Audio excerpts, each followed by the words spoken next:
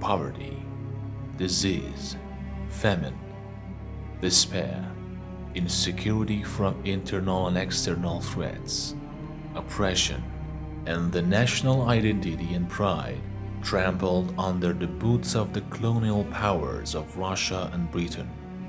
These were the consequences of monarchical despotism and submission to the foreign superpowers of the time, namely Russia and Britain, whose influence and interference grew day by day, while the power and authority of the government diminished, leading to destruction and plundering of the country.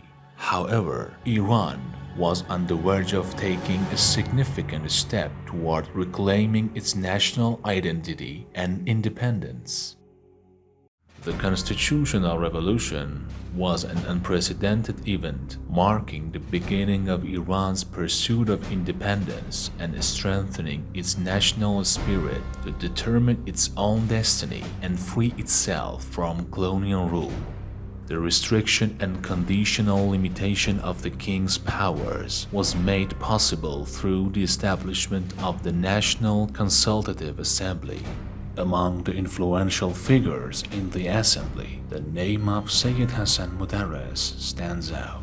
Throughout his time in the legislature, Ayatollah Modarres, through his positions and efforts, alongside other representatives, worked to revive the national spirit and identity of the Iranians. One of Modarres' significant actions was exposing and preventing the signing of the 1919 treaty, a secret agreement made between the Prime Minister of Iran and Britain, in which a bribe was paid.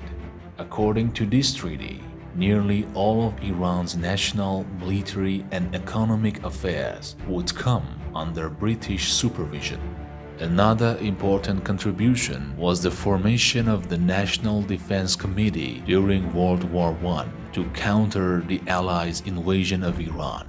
Ultimately, due to his brave stances against the autocratic decisions and sometimes anti-national actions of the reigning monarch, Reza Shah Pahlavi, Modarres was exiled and, after surviving an assassination attempt, was murdered by the agents of the Pahlavi regime.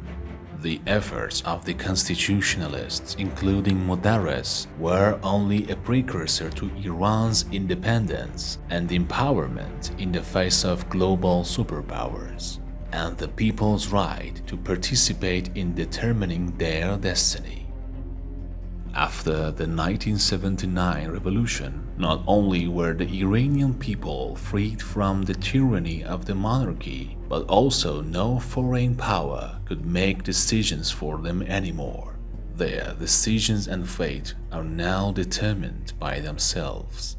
From the 1979 referendum, in which 98% of the people voted for an Islamic republic, to the present day, the Iranian people have participated in 38 elections, electing almost everyone from the highest positions of government to local council members. After centuries of struggle, the Iranian people have finally achieved their rightful sovereignty. Masaf International Institute. Uncovering the truth.